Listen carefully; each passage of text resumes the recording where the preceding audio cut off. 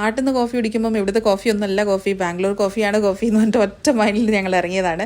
ചുമ്മാ കേട്ടോ, ബാംഗ്ലൂർ കോഫി കുടിക്കാനല്ല, ബാംഗ്ലൂർ കാണാനായിട്ട് തന്നെ പോയതാണ്. ഒരുപാട് നാളത്തെ ആഗ്രഹമായിരുന്നു എൻ്റെ ബാംഗ്ലൂരിലോട്ട് പോകാമെന്നുള്ളത്. അങ്ങനെ ഫൈനലി വി റീച്ച് ബാംഗ്ലൂർ. നമ്മൾ ഹോട്ടൽ എലൈറ്റിലാണ് നിന്നത്, ഗാന്ധിനഗർ. രാവിലെ തന്നെ അവർ നമ്മളെ ബ്രേക്ക്ഫാസ്റ്റ് തന്ന് ഞെട്ടിച്ചു. അത്യാവശ്യം നല്ല ടേസ്റ്റി ആയിട്ടുള്ള ഫുഡായിരുന്നു. ഇഡ്ഡലി, വട, ദോശ, 2 ടൈപ്പ് ഓഫ് പുലാവ്, രാവിലെ തന്നെ പായസം, ഭയങ്കര രുചിയായിട്ടുള്ള ബ്രേക്ക്ഫാസ്റ്റ് കഴിച്ചിട്ട് ഞങ്ങൾ നേരെ പോയത് സ്ട്രീറ്റിലോട്ടാണ്.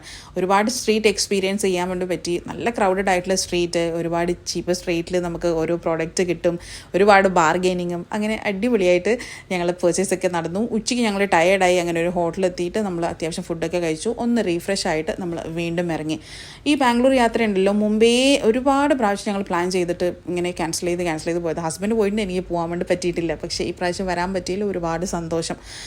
ഹസ്ബൻഡ് ചക്ക കണ്ടപ്പോഴത്തേക്കും മൂക്കും കുത്തി വീണു.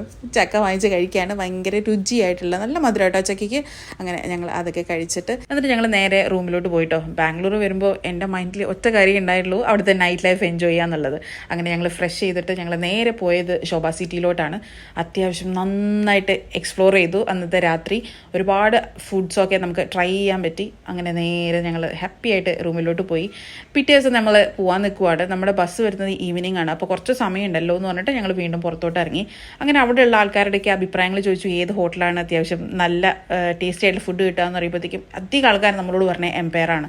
ശരിക്കും അവിടെ പോയി കഴിഞ്ഞിട്ട് എന്താ പറയുക, അവിടുത്തെ ഫുഡും കൂടെ ട്രൈ ചെയ്തപ്പോഴത്തേക്കും എന്താ ഒരു സാറ്റിസ്ഫാക്ഷൻ ലെവലുണ്ടല്ലോ നമുക്ക്. ഈ ഒന്നും പറയാനില്ല. 100 ഔട്ട് ഓഫ് 100 തന്നെ കൊടുക്കണം. നിങ്ങൾ ബാംഗ്ലൂർ പോകുകയാണെന്നുണ്ടെങ്കിൽ മസ്റ്റ് വിസിറ്റ് ആയിട്ട് നിങ്ങൾ എംപയറിലോട്ട് പോവുക കേട്ടോ. അങ്ങനെ ഞങ്ങൾ തിരിച്ച് പോവാണ്. ഫോട്ടോ എടുക്കാനുള്ള ഒരു സാഹചര്യങ്ങളും നമ്മൾ മിസ് ചെയ്യില്ല അല്ലേ.